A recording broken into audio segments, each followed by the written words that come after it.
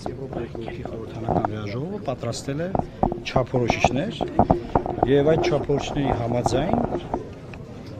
բոլոր չափորոշիչներով նրա գործը եւ նրա նկատմամբ մեկնարկած քաղաքական հետապնդումը եւ այն ինչ որ իրավապահ եւ դատաիրավական մարմիններն են անում համընկնում է այդ բոլոր չափորոշիչների։ Այսինքն ես երբ որ ասում եմ որ Սամվել Կարապետյանը կամ Միքայել Սրբազանը քաղաքապետարներ են, ես ելնում եմ Եվրոպայի խորհրդի խորհրդարանական վերաժողովի չափորոշիչներից։ Միջազգային չափանիշները նաև ասում են, որ անձը ինքը կարող է ինքն իրեն ճանաչել քաղաքապետարյալ եւ համարվել քաղաքապետարյալ, ըստ տվյալ պարագայում ես առաջնորդվում եմ այդ չափանիշներով։ Ինչ է սպասվում այսօրվա դատարանում։ Ես կարծում եմ, որ այն նոր մեղադրանքը, որ ավելացվել է, որը բացարձակապես կապ չունի իրողությունների հետ,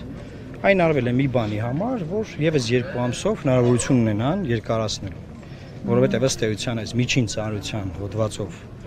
որով որ առաջին անգամ նա կալանավորվել է, չէին կարա երկարացնել։ Գիտեք, ել չէին կարանել մի քիչ, այսինքն մենք գործին ես չեմ նայում իրավաբանորեն, որ ասեմ չէին կարա, այս դատավորը լավն է, այն մյուսը վատն է, ես բացարձակապես այդ մոտեցումներով չեմ առաջնորդվում, որովհետեւ կա մի համակարգ, որի գլխին կանգնած է երկրի գործադիր իշխանությունը։ Եթե վարչապետը կարող է SMS-ով աշխատանքից հեռացնել բարձրագույն դատական խորհրդի նախագահին, դա նշանակում է, որ բարձրագույն դատական խորհրդի նախագահը ինքն է։ Եվ դա նշանակում է, որ նաև քննչական ինստիտուտների ղեկավարն է ինքը, եւ բոլոր ինչքան ինստիտուտներ կան Հայաստանում պետական նկատի ունեն, որոնք պետք է բնույթով լինեին անկախ, այդ բոլոր ինստիտուտները ինքն է ղեկավարում։ Հետևաբար ակնկալել, որ այս պահին դատարանը այլ որոշում կկայացնի, անկեղծ ես չեմ ակնկալում։ Պարոն Մանուկյան, վարչապետ Փաշինյանը գրառում արեց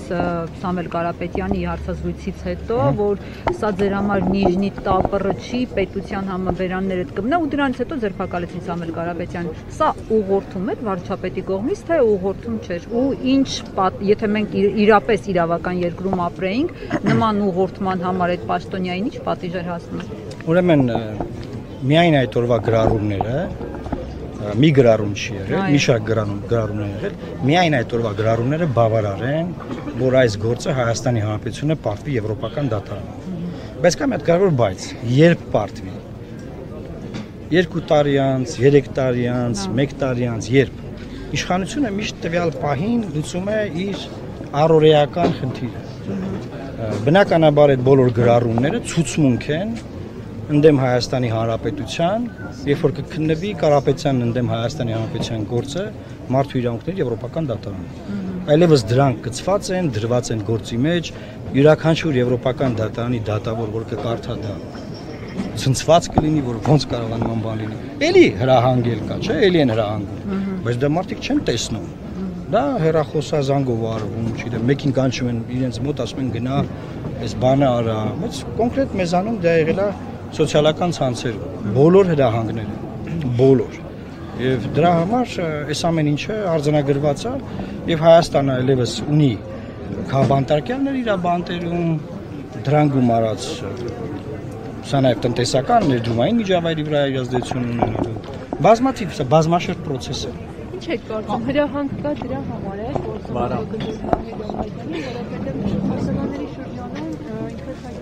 այդքան էլ լավ համբավ չունի դատավորը։ Իսկ կներեք փաստաբանների շրջանում որ դատավորները լավ համբավ ունեն։ Մի քանի Օրինակ ես չեմ ուզում մասնավորեցնել, որ կա դատավոր, որ կարող է այսօր չանելեն ինչ որ կանի X դատավորը։ Ես չեմ կարծում, որ այդ մասնավորեցումը ճիշտ է։ Ես ինքս երբ որ փաստաբանությամբ եմ զբաղվել, ես հասկանում եմ, ես ասում եմ Ժողովուրդ ջան, բարձրագույն դատական իշխանությունը այսօր գտնվում է Նիկոլ Փաշինյանի ենթակայության տակ։ Մենք անձնավորում ենք Վահե Դոլմազյանը, Պողոս Պողոսյանը։ Կներեք, բայց ես նայում եմ, որ դա ինստիտուցիոնալ, խնդիրը ինստիտուցիոնալ է։ Այսինքն եթե հանկարծ մակագրվեր, ասենք Պողոս Պողոսյանին ինքը այլ որոշում էր կայացնել։ Այդ կարծիքին են։ Ինքն ասել ժողովուրդը դատական համակարգից դժգոհ է վստահություն չունի մարդկանց։ Ժողովուրդը դատական համակարգից դժգոհ է, այո, ճիշտ է, եւ դատական համակարգի ղեկավարը արդեն ապացուցված վարչապետն է, հետեւաբար ժողովուրդը դժգոհ է վարչապետից։ Բայց Սամվել Կարապետյանը իր վրա վերցրի այդ կրակը, չէ՞։ ինքն է ԲԴԽ նախագահազատում որոշում ունի։ Հետո այդ կրակը իր վրա վերցրեց, ինքն է դարձել պատասխանատու։ Պարոն Մարուկյան, Իր գործողություններով։ կա քննարկում Կարապետյանների հետ, թե ոչ հավանական համագործակցության հետ կապված։ Չկա քննարկում։ Կան անձնական շփումներ, ես ունեմ անձնական հարաբերություններ, դրանք քաղաքական չեն, դրանք անձնական են, դա մինչև այս գործն ա եղել, մենք բոլորս լոռեցի ենք, շփումներ ունեցել ենք միշտ, հետեւաբար այս պայն այդքանը կարող եմ ասել։ Իսկ հնարավոր է դառնալ Մի րոպեում հետ են շփումները։ Նարեկ Կարապետյանի հետ,